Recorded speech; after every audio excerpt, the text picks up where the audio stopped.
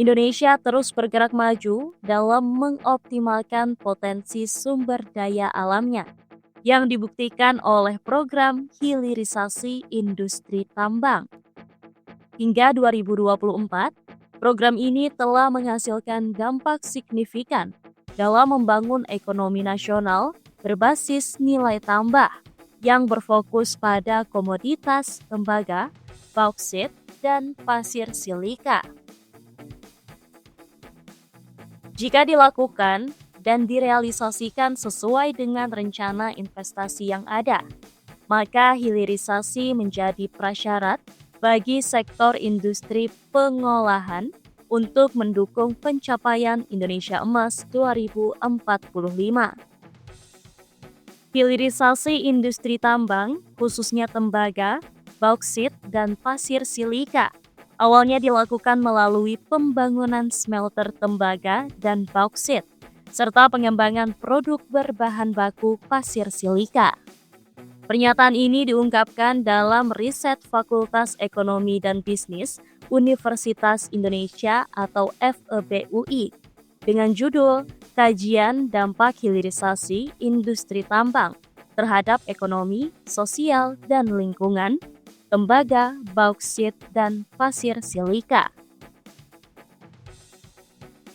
Wakil Kepala Pusat Ekonomi dan Bisnis Syariah Fakultas Ekonomi dan Bisnis Universitas Indonesia atau PEBS FEBUI, Nurholis mengatakan, hal yang menjadi syarat agar sektor industri pengolahan dapat mendukung pencapaian Indonesia Emas 2045 adalah penggunaan produk hasil dari pengolahan smelter.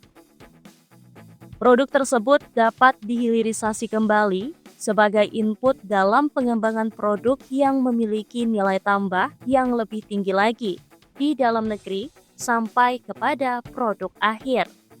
Nurholis mengatakan hilirisasi telah memungkinkan Indonesia untuk tidak lagi sekedar mengekspor bahan mentah. Produk bernilai tambah seperti katoda tembaga, alumina, dan produk berbasis pasir silika seperti kaca dan keramik, hingga ke depan adalah panel surya dan semikonduktor, kini mulai dihasilkan di dalam negeri. Ini menjadi langkah strategis untuk memperkuat struktur industri nasional dan membuka peluang ekonomi baru. Menurutnya, Indonesia tidak bisa terus bergantung pada ekspor bahan mentah dan juga impor barang antara dari luar negeri. Hilirisasi adalah jalan Indonesia menuju kemandirian ekonomi.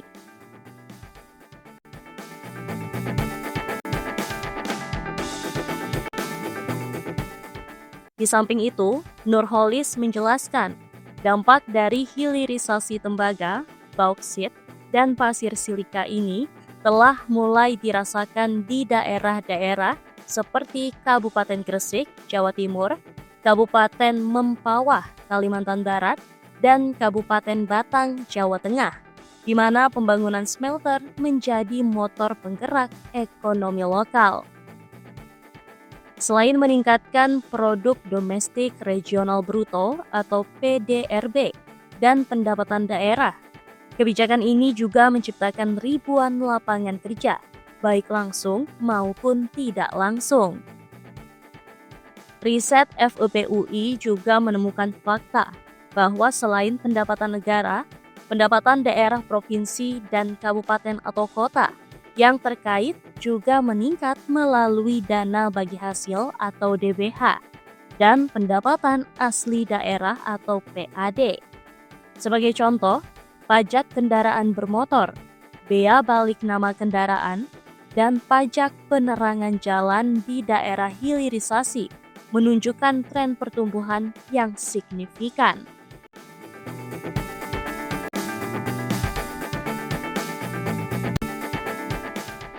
Meski demikian, hilirisasi juga mendapat tantangan seperti keterbatasan infrastruktur dan teknologi, masih terbatasnya tenaga kerja yang terampil, permintaan pasar yang fluktuatif, dan dampak negatif terhadap lingkungan. Menurutnya, pemerintah perlu melakukan sejumlah langkah strategis dalam menghadapi tantangan tersebut. Misalnya, pengembangan sumber daya manusia, penelitian dan pengembangan teknologi, penerapan teknologi ramah lingkungan, diversifikasi produk, dan penguatan kerjasama internasional.